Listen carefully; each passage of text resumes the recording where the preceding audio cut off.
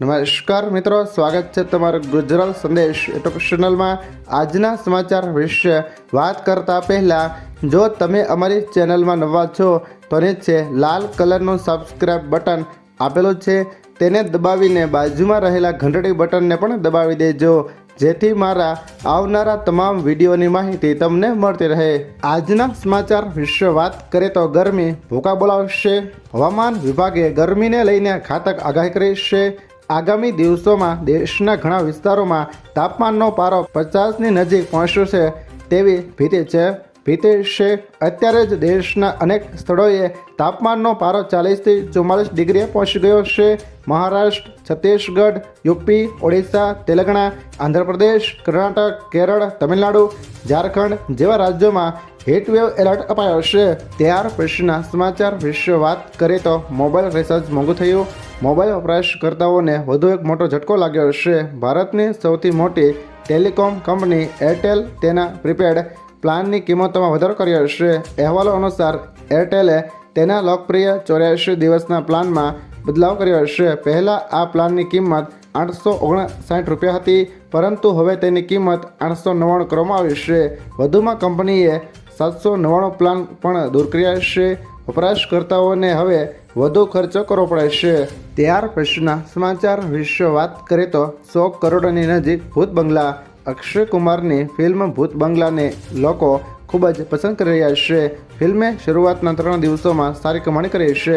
ફિલ્મે 2 દિવસોમાં નેટ કલેક્શનમાં 58 કરોડ રૂપિયાની કમાણી કરી છે, જ્યારે 3 દિવસનું ગ્રોસ કલેક્શન 69.37 કરોડ રૂપિયા અને વર્લ્ડ વાઇઝ કલેક્શન 95.83 કરોડ રૂપિયા થઈ ગયા છે। એટલે ફિલ્મ 100 કરોડની નજીક છે। ત્યાર પછીના સમાચાર વિશે વાત કરીએ તો પીએમ મોદી મતદાન માટે આવી શકે। સ્થાનિક સ્વરાજ્યની ચૂંટણીમાં 26 એપ્રિલ 2024ના રોજ યોજાનાર મતદાનમાં વડાપ્રધાન નરેન્દ્ર મોદી અમદાવાદમાં પોતાનો મત આપશે।